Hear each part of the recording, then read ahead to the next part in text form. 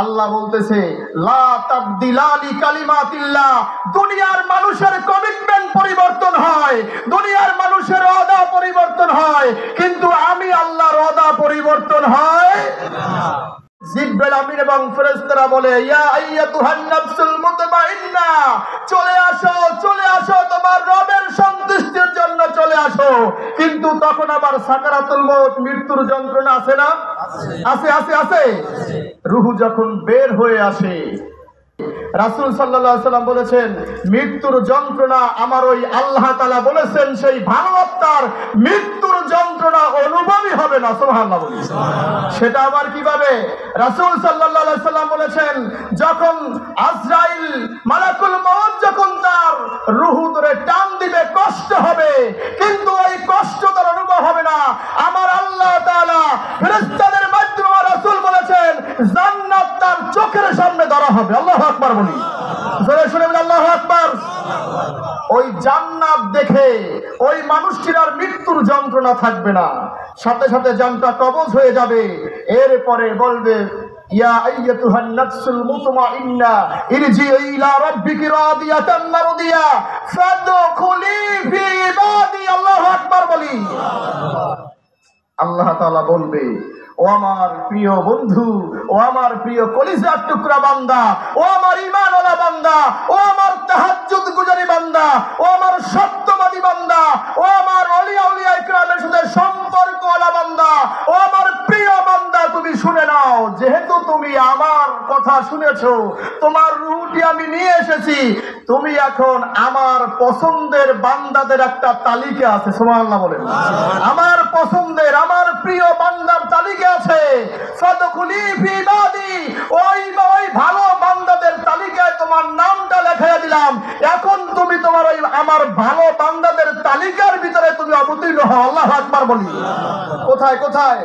ভালো বান্দাদের তালিকায়। বলছে কে? জোরে বলেন, বলছে কে? এই কবরে তুমি আমার ভালো বান্দার তালিকায় থাকো। এইখানে জান্নাতের নাজ নিয়ামত তুমি পাবে, জান্নাতের বিছানা তুমি পাবে, জান্নাতের পোশাক তুমি পাবে। এই কবরটা মদিনার সাথে পথ থাকবে। এইটা হলো আমার পছন্দের বান্দাদের ঘর। সুবহানাল্লাহ বলি। এরপরে ওই কিয়ামতের দিন যখন তোমাকে উঠানো হবে বিনা হিসাবে, আল্লাহ বলতেছেন অদখুলিল জান্নাতি, ও আমার প্রিয় বান্দা তুমি শুনে নাও, আমি তোমাকে ওয়াদা দিয়েছিলাম যে তুমি জান্নাতে যাবে, এখন তুমি জান্নাতে যাও। সুবহানাল্লাহ।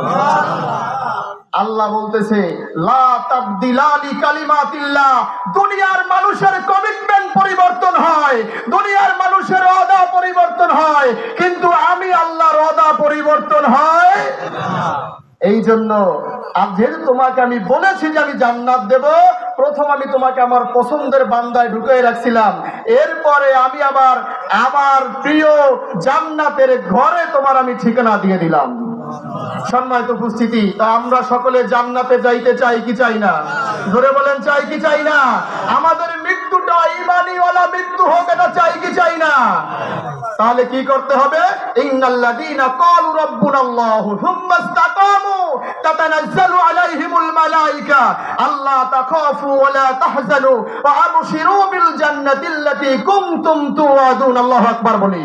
আল্লাহ বলতেছে তোমার ঈমানওয়ালা মওত হবে, তোমার জান্নাত তুমি পাবে, তবে একটা কাজ তোমাকে করতে হবে, আমি যে রব, আমি যে আল্লাহ, এটা তোমাকে স্বীকার করতে হবে। সুবহানাল্লাহ বলি।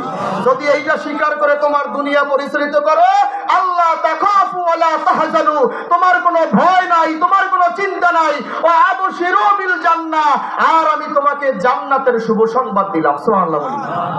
আল্লাহ তাআলা আমাদের সকলকে এই বিষয়গুলো বোঝার তৌফিক দান করুন বলে আল্লাহুম্মা আমিন।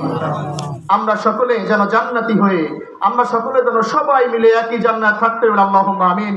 আল্লাহ আমাদের সকলকে ভালো রাখুন, সুস্থ রাখুন, শান্তিতে রাখুন। আসসালামু আলাইকুম ওয়া রাহমাতুল্লাহি ওয়া বারাকাতুহু।